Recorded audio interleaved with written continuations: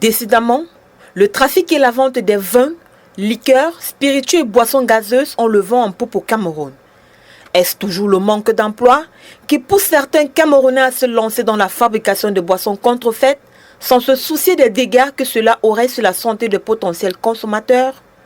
À partir de quel moment ces derniers ont-ils perdu toute notion de morale? Selon la Chambre de commerce, de l'industrie, des mines et de l'artisanat du Cameroun, chaque année, le pays perd environ 255 milliards de francs CFA du fait des activités de contrebande, de contrefaçon et de commerce illicite.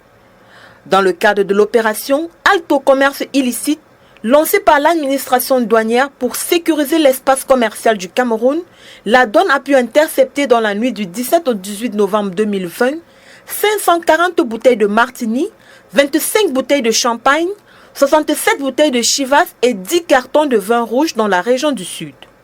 Malheureusement, les contrebandiers ne se contentent plus de la vente des dits produits. Ils se sont maintenant lancés dans la production des produits contrefaits. Le 9 février 2021, par exemple, les forces de maintien de l'ordre en patrouille au quartier Kansil Lonkaka Yaoundé sont tombées sur des individus en possession de 2 cartons de faux whisky. Après audition des infortunés, ceux-ci les ont conduits vers une usine de fabrication clandestine qui se trouvait au quartier Eliguedoua. Suite à cette perquisition, le bilan dépassait tout entendement humain.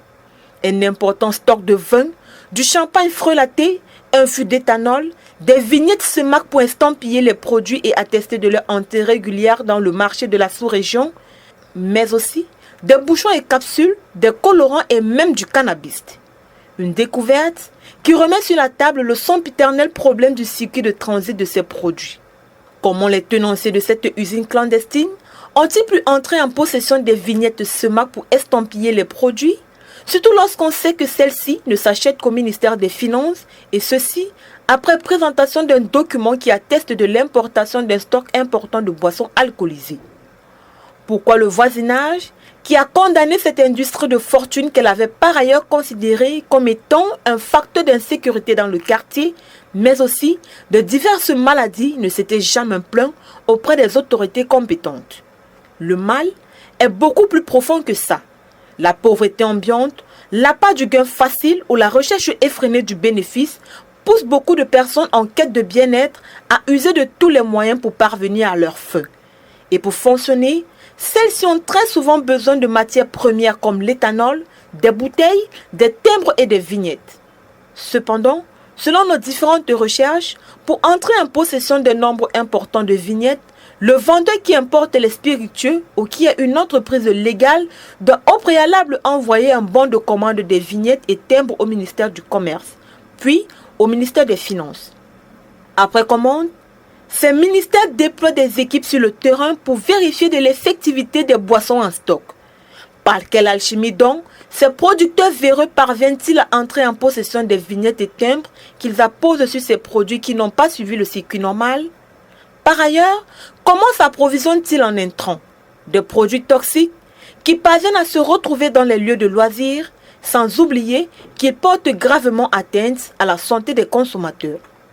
C'est pour lutter contre cette contrefaçon et contrebande que les équipes de la Brigade nationale de contrôle et de répression des fraudes du ministère du Commerce, appuyées par les éléments de la gendarmerie nationale, ont mené des opérations coup de poing les 13 et 14 février 2021 dans la ville de Yaoundé.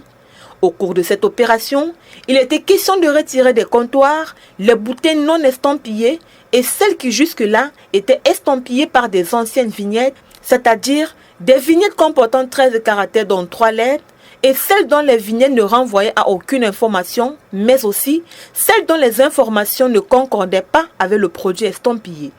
Et au-delà des nightclubs, des snacks et des débits de boissons, les contrôleurs du ministère du Commerce ont également inspecté les différentes rues et artères ainsi que d'autres espaces marchands de la métropole politique.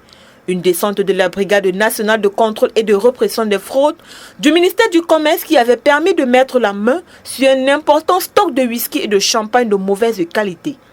Face à cette énième découverte, le ministère du Commerce a invité les consommateurs des liqueurs et spiritueux à plus de vigilance face aux produits qu'ils achètent. Il a par ailleurs appelé les populations à s'impliquer davantage dans cette bataille à travers des dénonciations via le numéro d'utilité publique qui est le 1502 afin d'éradiquer définitivement ces fléaux qui mettent à mal l'économie camerounaise et aussi la santé des consommateurs.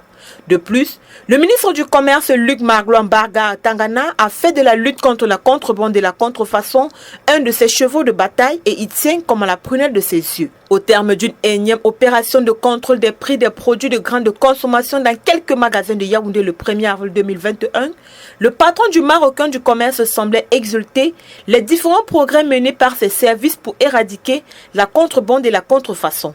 À l'occasion, il avait révélé l'opérationnalité d'une application mise sur pied par son ministère afin de détecter les fausses vignettes sur les vins.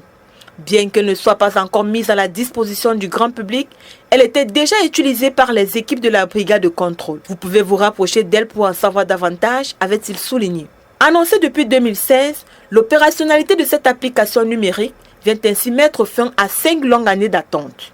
Pour arrêter la saignée, une synergie entre les associations de consommateurs, les forces de sécurité, l'agence de normes et de qualité en abrégé ANOR et le ministère du Commerce ainsi que les producteurs reconnus légalement s'avère indispensable.